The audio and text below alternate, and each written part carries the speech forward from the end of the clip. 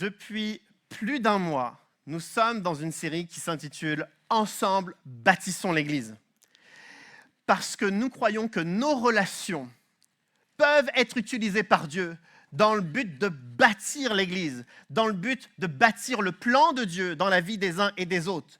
Seul, je ne peux pas m'en sortir. Même si j'ai la foi, même si je suis chrétien, seul, je ne peux pas m'en sortir. Mais toute la Bible nous montre que la foi se vit ensemble. Un des versets clés de cette série, on peut l'afficher, c'est « Portez les fardeaux les uns les autres et accomplissez ainsi la loi de Christ ». Portez les fardeaux les uns les autres. C'est Paul qui dit ça, et puis il utilise cette expression les uns les autres tellement souvent. Paul sous-entend que ce n'est pas l'élite spirituelle de l'église de Galate qui prend soin de ceux qui sont en difficulté, rien à voir. Il parle les uns les autres parce que Paul sait, et nous savons tous, que tantôt nous sommes en capacité d'aider, et nous en avons le devoir, et tantôt nous avons besoin d'aide. Nous avons besoin de reconnaître que seuls nous n'y arrivons pas, et donc nous avons besoin d'un frère et d'une sœur. Tantôt nous aidons, tantôt nous sommes aidés. Les uns les autres, portons nos fardeaux. Et il se passe quelque chose de puissant, qui a déjà été dit dans les dernières semaines dans cette série et que je veux rappeler. Lorsque je porte le fardeau de quelqu'un, et lorsque quelqu'un porte mon fardeau, j'accomplis alors quelque chose. Il y a une étape que j'arrive à gravir. Il y a des échelons que je commence à gravir. Trop souvent, ne portons pas les fardeaux des autres. Et notre fardeau n'étant pas porté, je reste au même niveau de ma foi.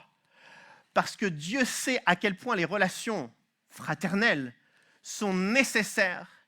Dieu veut que notre croissance passe également par le soutien mutuel.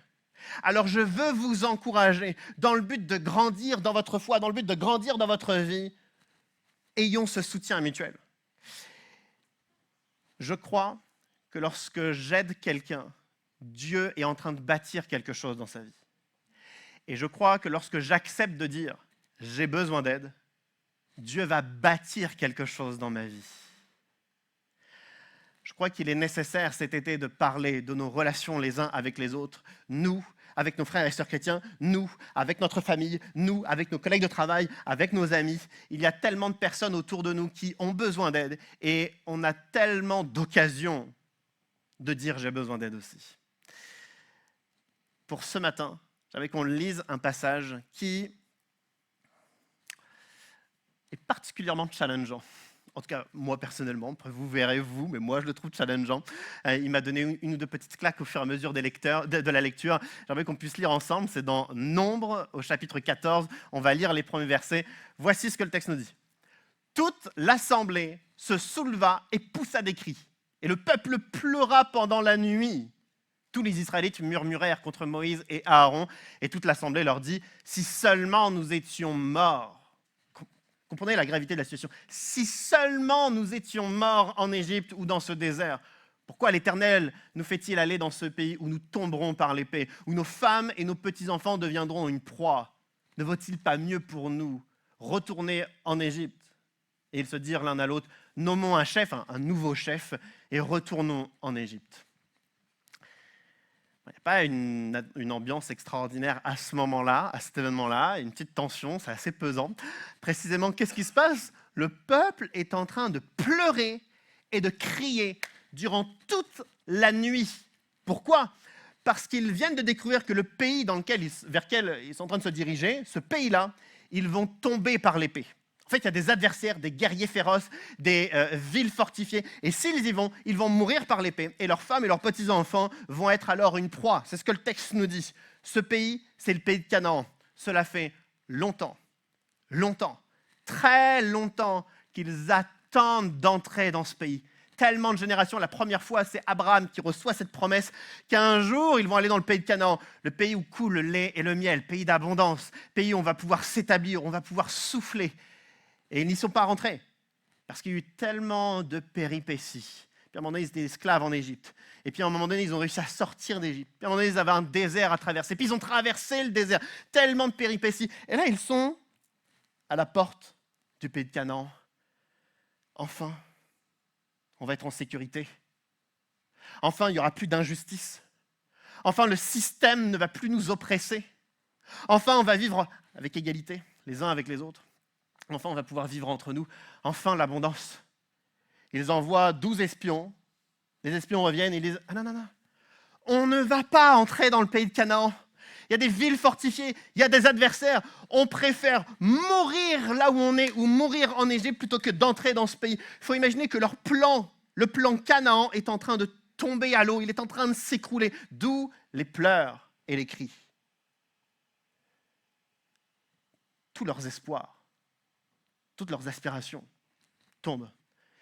Et je sais qu'on peut les comprendre parce que certains d'entre nous, on a imaginé se marier, on a imaginé avoir des enfants, on a imaginé avoir un travail, on a imaginé avoir une bonne rémunération, on a imaginé avoir un sens à notre vie, on a imaginé avoir une place, on a imaginé avoir un statut, on a imaginé être en paix, on a imaginé garder la santé, on a imaginé des choses et quelquefois ces choses n'ont pas été accomplies, voire même elles sont renversées, les uns après les autres.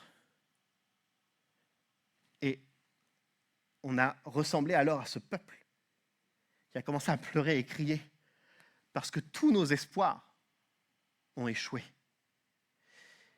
Mais j'aimerais nuancer l'histoire de ce peuple. Ce peuple crie, ce peuple pleure, j'ai envie de dire une réaction naturelle. Mais où est ce peuple précisément? Ce peuple est aux portes du pays de Canaan. Juste avant, le peuple était dans le désert et en un an, ils l'ont traversé. Comment? Surnaturellement. Ils avaient soif, pas d'eau. Dieu surnaturellement a purifié de l'eau. Ils avaient faim. Surnaturellement, Dieu a envoyé la manne du ciel et les cailles. Jour après jour, ils ont vécu une vie de surnaturel. Où est-ce qu'ils étaient avant? Ils étaient esclaves en Égypte, impossible de quitter l'Égypte. Et qu'est-ce que Dieu a fait? Les 10 plaies d'Égypte, 10 prodiges, 10 actes surnaturels pour libérer son peuple. Et à l'instant, ils sont partis, l'armée d'Égyptienne les a rattrapés. Mais qu'est-ce que Dieu a fait? Colonne de flammes pour empêcher l'armée d'Égyptienne de les atteindre. Ensuite, la mer Rouge a séché, le peuple passe, l'armée arrive, la mer Rouge revient. Tellement d'actions surnaturelles.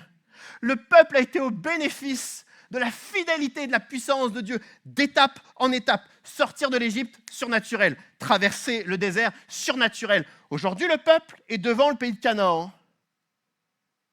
Et le peuple pleure et le peuple crie. Quelle est la direction de Dieu? C'est quoi le plan de Dieu pour le peuple? Est-ce que c'était de sortir d'Égypte? Non, c'était d'aller à Canaan. C'est quoi le plan de Dieu? C'était de traverser le désert? Non, c'était d'aller à Canaan. Alors, sortir d'Égypte, c'était l'étape 1. Traverser le désert, étape 2. L'étape numéro 3, c'est d'entrer dans le pays de Canaan. Ce que Dieu a commencé pour le peuple, Dieu veut le terminer. Et je crois que cette vérité, elle n'est pas que pour le peuple, elle est pour chacun d'entre nous. Ce que Dieu a commencé, il veut le terminer.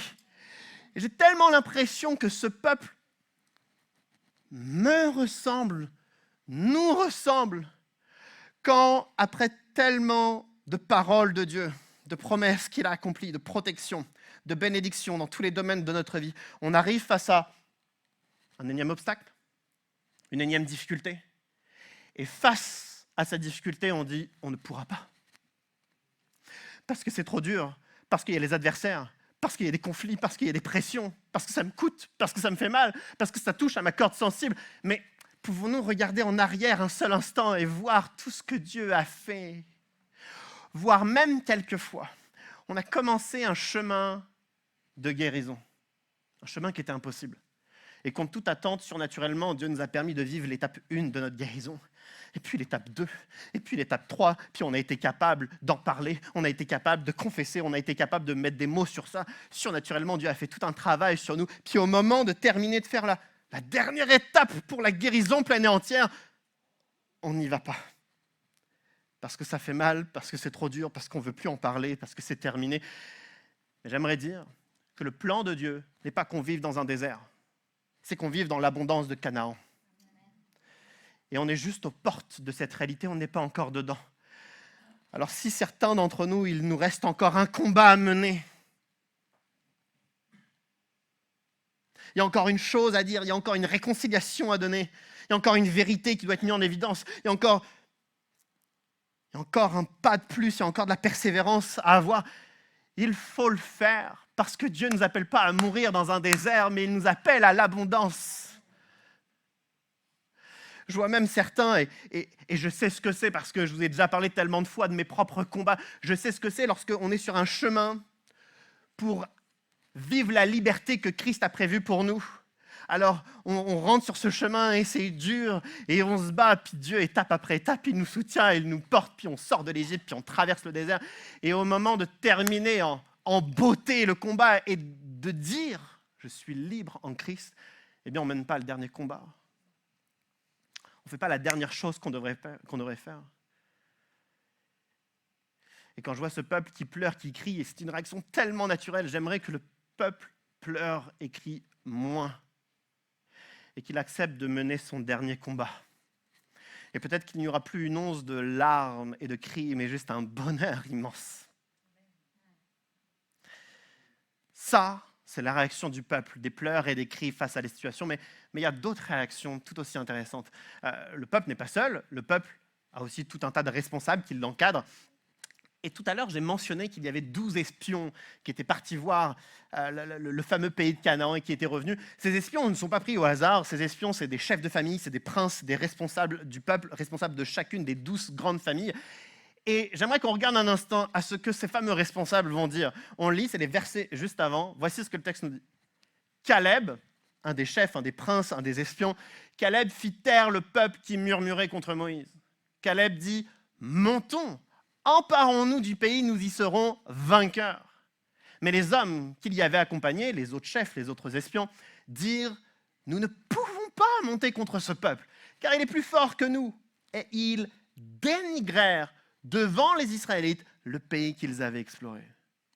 Ils dirent, le pays que nous avons parcouru pour l'explorer est un pays qui dévore ses habitants. Tous ceux que nous y avons vus sont des hommes de haute taille. Nous y avons vu les géants, les descendants d'Anak, qui sont issus des géants. À nos yeux et aux leurs, nous étions comme des sauterelles. Voici ce que les responsables qui ont une influence sur le peuple ont à dire. Il n'y a pas un discours, les responsables ont plutôt 2 discours. Il y a le discours de Caleb et il y a le discours des autres. Caleb va dire, montons, emparons-nous du pays, nous y serons vainqueurs. Puis il y a un deuxième discours, les autres, qui vont dire, on ne peut pas s'emparer de ce pays. Ils sont plus forts que nous. Ce n'est pas possible. Et non seulement ils avaient dit précédemment qu'il y avait des guerriers féroces et des villes fortifiées, maintenant ils rajoutent qu'il y a aussi des géants, des descendants d'Anak. Il y a des géants, il y a une difficulté supplémentaire. Et puis c'est pas tout, ils ajoutent, c'est un pays qui dévore ses habitants. Ils ne se mangent pas entre eux, c'est juste qu'il y a tellement de guerres intestines régulières que c'est un pays en sang, conflit sur conflit. 2 discours. Ces discours sont différents. Parce que je crois qu'ils sont issus d'un point de vue différent. Les autres ont un point de vue tout à fait logique. Ils y ont été et ils ont calculé les bénéfices, les risques, les bonnes nouvelles et les mauvaises nouvelles. Puis ils ont commencé à calculer, à mesurer. Il y a des villes fortes, il y a des guerriers féroces, il y a tellement de guerres intestines, il y a des géants. Après avoir calculé, mesuré, sondé, discerné, réfléchi, logiquement, on ne peut pas gagner.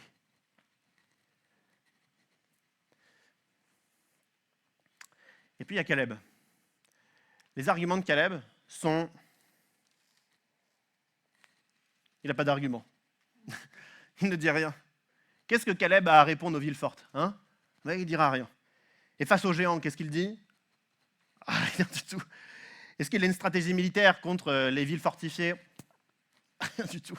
Il ne donne aucun argument logique. Pas avant, pas pendant, pas après. La seule chose qu'il dit, c'est « nous y serons vainqueurs ». Pourquoi est-ce qu'il dit ça? Parce qu'il ne regarde pas la situation d'un point de vue logique uniquement, mais d'un point de vue divin. Où est-ce que Dieu les envoie? À Canaan? Allons à Canaan. Oui, mais il y a des villes fortifiées. Allons à Canaan, pareil. Oui, mais il y a des guerriers qui vont nous tuer. Mais Dieu veut qu'on aille à Canaan. Donc, allons à Canaan. Oui, mais il y a des géants. Allons à Canaan. Oui, mais le pays a tellement de guerres, il dévore ses habitants. Mais allons à Canaan, pareil.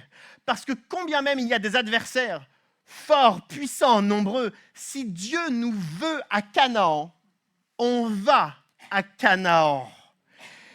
Et Dieu sait tellement, et Caleb sait tellement que Dieu est fidèle, que s'ils vont à Canaan, ce n'est pas pour mourir, c'est pour y être vainqueur. Caleb sait quelle est la place du peuple, où est-ce que le peuple doit aller. Et moi, j'aimerais savoir, savons-nous où est notre place? À quelle place Dieu t'appelle? Parce que si tu n'es pas à la bonne place, la place que Dieu t'appelle, fuis. Et si tu es à la bonne place, à la place où Dieu t'appelle à être, ne murmure pas, ne pleure plus, mais fais confiance à Dieu parce qu'il amènera la victoire. On a entendu la semaine dernière dans la prêche de Thomas parler du monde professionnel qui effectivement peut être un monde où on peut être sous pression, où il peut y avoir des difficultés certaines. Et je crois qu'en résonance avec la prédication de Thomas, j'aimerais rappeler que si c'est notre place d'être à ce travail, à ce moment, j'ose dire, et je ne veux pas paraître insensible, mais malgré toutes les difficultés et les pressions qu'il pourrait y avoir, si c'est la place que Dieu nous appelle à être, alors persévère, parce que tout le travail que tu vas fournir, à la fin, ça va fonctionner. À la fin, tu vas y être vainqueur. À la fin, ceux qui sont autour de toi vont reconnaître l'œuvre de Dieu dans ta vie. À la fin, les âmes qui étaient si loin de Dieu vont pouvoir rencontrer Dieu. À la fin, ton travail qui était peut-être injustement dénigré va être reconnu. Pourquoi? Parce que tu es à la bonne place. Et je crois que quelquefois, nous savons que nous sommes à la bonne place, mais nous dénigrons cette place. Vous voyez, les autres hommes, pas Caleb, mais les autres, ils vont dénigrer le pays qu'ils ont exploré. Vous imaginez, Dieu leur dit, vous allez à Canaan, et ils vont dénigrer ce que Dieu dit. Ils vont dénigrer Canaan, dénigrer la place que Dieu leur donne. Et je crois qu'on n'est pas efficace un seul instant lorsqu'on dénigre la place que Dieu nous a donnée. Ça, je vais le répéter. Je crois qu'on n'est pas efficace un seul instant lorsqu'on dénigre la place que Dieu nous a donnée. Et ça me fait tellement de mal parce que toutes les fois où j'ai dénigré la place dans ma famille, la place que j'avais dans mon travail, la place que j'ai dans l'église, la place que j'ai vis-à-vis de mes amis, toutes les fois où j'ai dénigré cette place, j'ai rien fait. Rien de bon, rien de constructif. Alors que Dieu nous appelle à bâtir. Toutes les fois où nous dénigrons cette place, parce qu'elle n'est pas comme ci, parce qu'elle est fatigante, parce que c'est pas ceci, parce que moi j'avais des aspirations, parce que moi je voulais que... On n'y fait rien.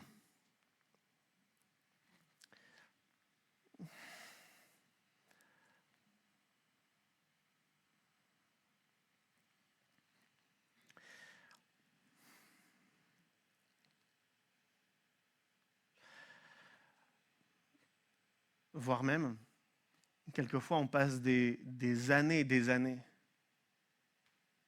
à exprimer à tout le monde que nous aurions voulu être ailleurs, alors que le plan de Dieu, c'est qu'on soit efficace là où nous sommes. Et Dieu attend juste qu'on soit efficace un instant, là où nous sommes, avant de nous confier quelque chose de différent ou quelque chose de plus.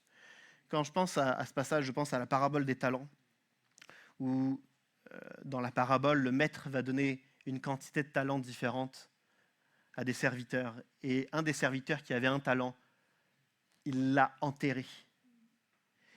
Est-ce que derrière, lorsque le maître est revenu, est-ce qu'il a eu 2, 3, 50? Non, il n'a rien eu. Il a même été mis loin du maître. Ne dénigrons pas la place actuelle que nous avons. Soyons efficaces. Et Dieu, dans son temps, va être capable de nous donner ce que nous pouvons maintenant gérer.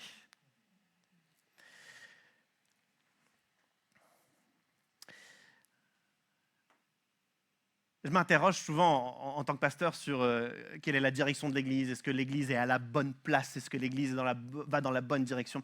Et j'ai tellement aimé la dernière discussion avec le conseil d'administration, la dernière discussion qu'on a eue, ça devait être en juin, je crois, le dernier conseil, peut-être mi-juin ou début juin, je ne sais plus. Et j'ai vraiment aimé cette dernière discussion. Alors, il y a dans le hall les comptes rendus du conseil. Et alors qu'on discute toujours de sujets importants, toujours tout un tas de sujets, la dernière fois, on a discuté de projets qui étaient importants. On a parlé d'agrandissement d'église. On a parlé de changement de nom de l'église. Et j'ai tellement apprécié notre discussion parce que tout de suite, quand on a abordé ces projets, on a tout de suite chassé ce qui devait être chassé. C'est-à-dire qu'on n'a pas commencé à réfléchir à ces projets dans le but de nourrir un orgueil. On a chassé l'idée de faire ces projets dans le but, de réfléchir à ces projets dans le but d'avoir un projet, c'est tendance, c'est quelque chose de nouveau, ça va faire du bien. Rien à voir. On n'a pas pensé à ces projets pour des questions de finances, pour des questions de matu, pour des questions de comparaison avec d'autres églises. Rien à voir. On a chassé tout cela et on s'est demandé pourquoi réfléchissons-nous à ces sujets. Et immédiatement, on était tous d'accord pour dire que le but de cela, c'est que tout homme entende parler du message de l'Évangile, du message d'amour et de grâce de Dieu. Ce qu'on veut, c'est montrer le message de l'Évangile. Il y a ce que Jésus va dire dans un enseignement, dans l'Évangile de Matthieu. Une lumière ne se met pas sous un seau, mais elle se met en évidence. Et tout de suite, notre but, c'est, dans ces réflexions de projet, c'est que le message de l'Évangile soit connu de tous, du plus grand nombre. Que l'Église soit visible pour que le message de l'Évangile soit visible. Et j'ai trouvé ça tellement beau immédiatement, et même dans les jours qui ont suivi. Je trouve ça tellement beau parce qu'on était tous d'accord que la seule direction de l'Église soit la direction de Dieu. Soit ce que Dieu veut. Et quelques jours après ce fameux conseil d'administration où on était tous d'accord pour réfléchir à la direction de Dieu, à construire des choses pour la direction de Dieu, il s'est passé une conséquence dans ma vie.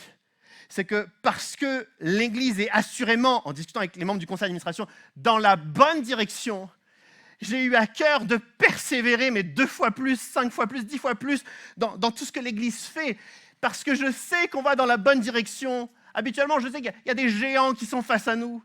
Il y a toutes sortes de problématiques extérieures, intérieures. Il y a des problématiques dans mon cœur, dans nos cœurs. On a tous tellement de combats.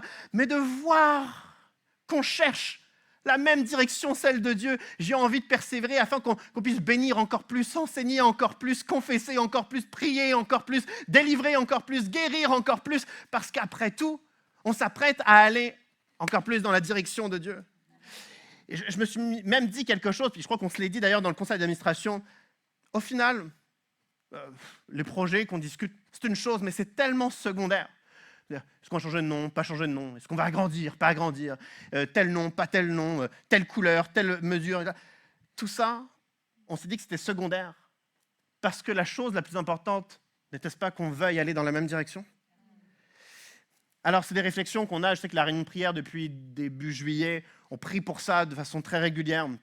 Je vous invite, toute l'Église d'ailleurs, à prier pour ça. C'est au stade 1 de la réflexion. On en reparlera si ça arrive à l'étape numéro 2 de la réflexion. Mais au-delà de tout ça, je crois que quand nous sommes à la bonne place, on est alors appelé à persévérer. Et si l'Église va dans la bonne direction, on est appelé à persévérer. Si vous êtes à la bonne place dans votre travail, persévérez. Si vous êtes à la bonne place dans votre service pour Dieu, persévérez. Si vous ne prenez pas votre place, prenez-la et devenez efficace pour l'œuvre de Dieu. J'aimerais faire une remarque supplémentaire en regardant ce passage. Quand même, les 12 espions, 12 princes, 12 chefs, 12 responsables, ils ont une influence sur le peuple. Ce qu'ils vont dire à la fin va diriger le peuple à droite ou à gauche, d'une façon ou d'une autre. Et ici, les responsables, les espions, ils voient bien que le peuple pleure, crie, le peuple est désespéré. Et la majorité de ces responsables, voyant le peuple qui désespère, va ajouter en disant « Il n'y a pas que des villes fortes, il n'y a pas que des guerriers féroces, il y a aussi des géants. » C'est déjà problématique. Mais ajoutons un peu de problème, ça peut être bien. Et quand on les écoute, on voit très clairement leur solution. La solution des chefs, c'est aucune solution. Juste, on ajoute quelques problèmes, mais on n'apporte aucune solution. Est-ce vraiment utile d'avoir des personnes qui nous influencent et qui n'apportent aucune solution. Cet été, quand on était en vacances, il y avait un grand jardin et puis on avait invité des amis plusieurs jours avec nous, des amis qu'on n'avait pas vus depuis longtemps. Et donc quand ils arrivent, on se revoit, ça faisait un an et demi qu'on ne les avait pas vus. Ils revoient nos enfants aussi. La dernière fois qu'ils avaient vu Gustave, il était tout bébé. Là, ils voient Gustave qui court à pleine vitesse dans le jardin et ils sont admiratifs. Et puis à un moment donné, Gustave court et ils sont en train de le regarder, fascinés par sa croissance. Et Gustave tombe la tête la première dans l'herbe. Et donc, les enfants qui étaient autour, la chute était un peu spectaculaire. Donc, ils s'arrêtent.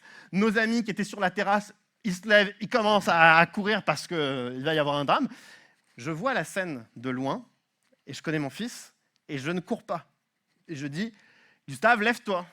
Et là, tout le monde se met en arrêt. Même Gustave, il attend 1 ou 2 secondes par terre. Et puis, il se relève. Il a de l'herbe sur le visage, de l'herbe sur le nez. Il sourit et il se remet à courir. La réaction initiale de mes amis, c'était « il est tombé, ça va forcément être grave. Il va forcément pleurer. Donc il faut forcément qu'on le console, qu'on le rassure, qu'on lui dise « est-ce que tu t'es fait mal ? Ou ça ? Est-ce que tu saignes ? Est-ce qu'il y a ceci ? Est-ce qu'il y a cela ?» Ça va, je connais suffisamment mon fils pour savoir que là, il n'allait pas avoir mal. Il était certes surpris, mais il n'allait pas avoir mal. Je crois qu'en tant que chrétien, vis-à-vis des autres chrétiens, vis-à-vis de la famille, des amis, des collègues de travail, nous ne sommes pas appelés à courir dès qu'une personne a de l'herbe sur le nez, puis à prendre soin de lui, puis à le caresser dans le sens du poil, puis à lui dire c'est forcément dramatique, c'est forcément compliqué. C'est David Potier qui, dans une de ses prédications, va dire il y a 2 types de communautés. Les communautés d'acceptation, qui acceptent tout le monde, qui acceptent toutes les problématiques. Et puis, on te plaint, on va pleurer avec toi, et puis c'est forcément terrible ce que tu vas vivre. Et les gens se sentent particulièrement écoutés dans ce type de communauté.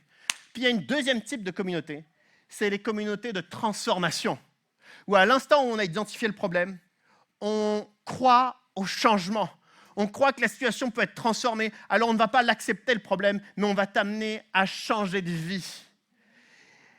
L'Église n'est pas appelée à prendre dans les bras tous ceux qui pleurent et pleurer avec eux pendant des jours, des semaines et des années, mais l'Église est appelée à amener la transformation. L'Église est appelée à amener un changement. Sinon, ça crée une église de pécheurs qui ne changent pas. Ça ne crée pas un flambeau qui brille. Ça ne crée pas une lumière qui guide, qui transforme, qui donne de l'espoir.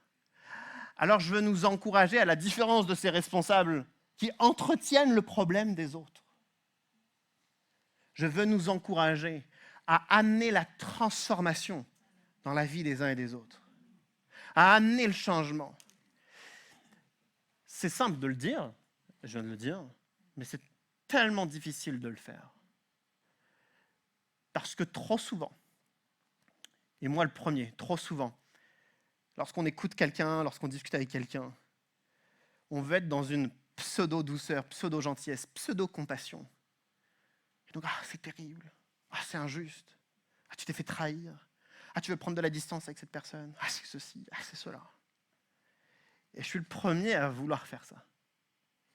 Puis ensuite, je regarde Jésus-Christ dans les évangiles, il entend le problème en une phrase, et il impulse le changement, la transformation. Je crois que notre but, lorsqu'on entend une problématique, n'est pas de l'entretenir, mais d'amener à la transformation. Et qu'est-ce que Dieu te dit ? Tu as mal, mais comment va ton moral ? Et comment va ta foi ? Et qu'est-ce que tu penses que Dieu est en train de faire ? Et quelle est la promesse de Dieu pour toi ? Et es-tu à la bonne place ? Et es-tu prêt à persévérer ? Et qu'en est-il de tes disciplines spirituelles ? Et te sens-tu porté ? As-tu besoin d'être porté spirituellement ? Es-tu à terre ou malgré la douleur, continues-tu à marcher ? Je crois que le but de l'Église n'est pas d'accepter le problème, mais d'amener la transformation. Alors, utilisons nos relations pour amener le message de l'Évangile plus que d'entretenir le problème. Le passage se poursuit et se termine ainsi. Voici ce que le texte nous dit. Moïse et Aaron tombèrent le visage contre terre devant toute l'assemblée réunie des Israélites. Membres de l'équipe qui avait exploré le pays, Josué, fils de Nun, et Caleb, fils de Jephouné, déchirèrent leurs vêtements et dirent à toute l'assemblée des Israélites « Le pays que nous avons parcouru pour l'explorer est un pays très bon, excellent. Si l'Éternel nous est favorable, il nous y conduira et nous le donnera. C'est un pays où coule le lait et le miel seulement. Ne vous révoltez pas contre l'Éternel et n'ayez pas peur des habitants de ce pays, car nous ne ferons d'eux qu'une bouchée. Ils n'ont plus de protection et l'Éternel est avec nous. N'ayez pas peur d'eux. Moïse et Aaron sont présents. Ils se jettent le visage contre terre. Josué et Caleb sont présents et ils vont faire un discours d'encouragement. Je suis interpellé d'abord par Moïse et Aaron qui se jettent le visage contre terre. Et Moïse et Aaron vont dire rien du tout. C'est quand même étonnant parce que Moïse est le chef, le grand chef du peuple. Aaron est le bras droit de Moïse, c'est aussi le deuxième grand chef du peuple. Et les personnes les plus légitimes ici ne vont rien dire. Qu'est-ce qu'ils font? Ils se jettent le visage contre terre. D'un autre côté, c'est une image magnifique parce qu'ils sont conscients que le peuple, ne voulant pas aller à Canaan, est en train de marcher dans la désobéissance. Le peuple va pécher. Le peuple va désobéir à Dieu. Donc Moïse et Aaron sont dans un discernement clair. Dans leur maturité, ils sont conscients du péché, de la désobéissance du peuple. Alors ils se jettent le visage contre terre. Donc c'est parce qu'ils sont matures et remplis de discernement qu'ils se jettent le visage contre terre. Mais est-ce qu'ils disent quelque chose derrière? Ils ne disent rien. Il y a quelques années, avec Joséphine, on a mangé chez un couple d'amis. Enfin, elle, on la connaissait depuis longtemps. Lui, il se greffait. Lui, il est électricien, puis à un moment donné, il parle d'un de ses chantiers. Il y a un client qui l'invite, alors il lui présente un peu toute la maison, puis après, ils parleront du devis. Et quand il lui présente la maison, lui, il voit la charpente, puis la charpente. Puis il monte, le plombier est déjà passé, il va faire ci, il va faire ça. Et notre ami fait, le plombier, qu'est-ce qu'il est en train de faire? Il lui montre l'isolation, les fenêtres, la menuiserie, etc. Puis lui, il voit que tout est catastrophique. Puis ensuite, avec le client, il parle du devis d'électricité, parce qu'il est électricien. Et puis voilà, le client va signer plus tard. Il retourne dans son camion avec son collègue. Et dès que les portes se ferment, ils font la liste de tout ce qui ne va pas. Oh, la charpente, et puis la plomberie, et puis les menuiseries, les fenêtres, etc. Ça ne va pas du tout. Et son histoire s'arrête là. On est à table, son histoire s'arrête là. Et on dit, et qu'est-ce qu'il a dit le client? Comment ça, qu'est-ce qu'il a dit? Quand il a appris que rien n'allait. On ne lui a pas dit. En fait, notre ami, qui n'est pas resté un ami longtemps, pour être tout à fait honnête, notre ami, en fait, il racontait son histoire juste pour montrer qu'il s'y connaissait dans tous les domaines. Pas juste l'électricité, mais aussi la plomberie, puis la menuiserie. Il était là pour montrer tout ce qu'il savait. Donc, il s'en fichait de le dire ou non au client. C'est là que je viens de me rendre compte que ça peut paraître maladroit ce que je veux dire, mais je vais quand même le dire. Quelquefois, par notre maturité spirituelle, par notre discernement, on a vu des choses. On sait que si ça continue dans la même direction, ça ne va pas aller. On sait que là, ce qui est dit, c'est pas bon. On sait que ce qu'il y a dans le cœur d'un tel, ça ne va pas. Quelquefois, on voit des choses, on sait des choses. Et au lieu de le dire à la personne concernée, là, dimanche dernier, on a mangé chez des chrétiens, et puis en fait, on leur a dit ça parce qu'un tel, il a fait ça, puis l'autre, il a vu ça, puis moi, j'ai vu que si ça continue, ça va aller dans telle direction, c'est catastrophique. Quelquefois, on passe plus de temps à raconter aux autres tout ce que spirituellement on a reçu, plutôt que de le dire à la personne concernée. Ça s'appelle du murmure. Et c'est infiniment plus destructeur que même le problème initial. Et quelquefois, je me dis, ayons le courage de parler aux personnes concernées plutôt que d'en parler à 36 autres personnes. Et si on fait partie de ces 36 personnes, disons tout de suite, non, mais moi je ne veux pas le savoir. Si tu as vu quelque chose, tu vas le voir, je n'ai pas envie de le savoir, ne me le raconte pas, je ne veux pas le savoir. Et puis d'un autre côté, ce n'est pas dans le passage, je le rajoute, des profils totalement à l'extrême opposé, de personnes qui vont voir dans l'intimité tout le monde pour leur lancer leur cas de vérité, parce qu'ils pensent avoir le discernement, parce qu'ils pensent être matures. Sauf que je crois que si on est vraiment mature, on est capable de bien parler de la bonne façon. La meilleure façon de parler, c'est avec un profond amour pour l'autre. C'est avec une compréhension de la grâce de Dieu déjà pour soi-même. C'est parce que Dieu m'a sauvé que je n'ai pas envie de te voir aller dans ce chemin. C'est parce que tant de fois j'ai été entêté devant Dieu, tant de fois j'ai pris les mauvais chemins, que j'ose, marchant sur les œufs, m'approcher de toi parce que j'ai envie que toi aussi t'ailles dans la bonne direction. Je vais en parler à personne, je vais être dans la discrétion, je vais t'aimer, je vais te porter et je vais juste te proposer une petite réorientation parce que je vais être tellement humble dans ma démarche. Alors je veux nous encourager à oser parler et de la bonne façon. Certains, vous êtes capables de parler de la bonne façon, mais vous ne parlez pas peut-être comme des Moïse et Aaron qui auraient pourtant des choses à dire. Alors je veux nous encourager à parler de la bonne façon. Je vais appeler l'équipe de louange à revenir. Le texte que nous avons lu, il possède une expression qui m'a transpercé. Dans le texte qu'on a lu, Josué et Caleb disent au peuple, en parlant des adversaires, « On va faire d'eux qu'une bouchée. » C'est quoi cette certitude de la victoire? Excusez-moi, mais moi j'ai vu ça comme étant une certitude stratosphérique. Comment fait-il pour croire autant que la victoire, elle est sûre et certaine? Il ne dit pas qu'ils vont gagner. Ça, ils l'ont dit tout à l'heure, nous y serons vainqueurs. Il ne dit pas qu'ils vont être vainqueurs. Ils disent clairement qu'ils vont écraser l'adversaire, que l'adversaire n'a pas une chance. On va faire d'eux qu'une bouchée. Et quand je vois cette certitude, je me rends compte que je ne l'ai pas. Quand je pense à ce passage, j'ai une image qui me vient en tête. L'image d'un funambule qui va d'une plateforme à l'autre en marchant sur un câble. Et quand on apprend à être funambule, on ne marche pas avec stabilité. On se penche encore et encore, tentant de garder l'équilibre, mais c'est tellement difficile. À chaque pas, on a l'impression qu'on va tomber. À chaque fois qu'on s'arrête, on a l'impression qu'on va tomber. On est un funambule, on est en train d'apprendre, et on a l'impression que notre vie est juste sur ce câble si fin. Et moi, j'ai l'impression, quelquefois, que ma capacité à avoir la victoire grâce à Dieu, elle est à ça. Et que je marche, et que j'ai l'impression que je vais tomber d'un instant à l'autre. Je vais tomber dans la désobéissance, je vais tomber dans l'impureté, je vais tomber dans le manque de témoignage, je vais tomber dans le conflit. Alors j'essaye de marcher comme ça et je supplie Dieu de m'aider à garder l'équilibre. Caleb ne dit pas ça. Caleb dit qu'ils vont tellement gagner qu'ils vont faire de l'adversaire qu'une seule bouchée. Parce que Caleb est sûr et certain que s'ils vont à l'endroit où Dieu les appelle à aller, ils vont gagner. C'est sûr, c'est certain. Es-tu aussi sûr que Caleb de la victoire de Dieu dans ta vie? Est-ce que tu es sûr et certain que Dieu ne va faire qu'une bouchée de l'ensemble des adversaires qui sont face à toi? Est-ce que tu es sûr et certain que lorsque tu vas marcher dans l'obéissance, comme le peuple est appelé à marcher dans l'obéissance, que la victoire va être écrasante? Moi, je ne suis pas sûr.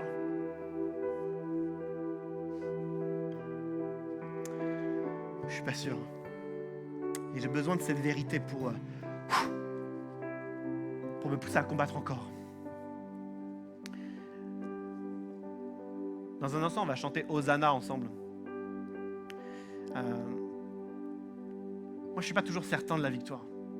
L'image de ce funambule, j'ai l'impression que je m'apprête à tomber d'un instant à l'autre. D'un instant à l'autre, je vais échouer. D'un instant à l'autre, je vais m'écrouler. Et je sais que c'est aussi la mentalité de certains. Vous avez l'impression que la victoire, si vous l'avez à un moment donné, c'est parce que c'est à deux doigts d'échouer. Et je veux qu'on bannisse cette mentalité, afin qu'une foi supérieure s'installe en nous, et que nous puissions croire que la victoire, elle est écrasante.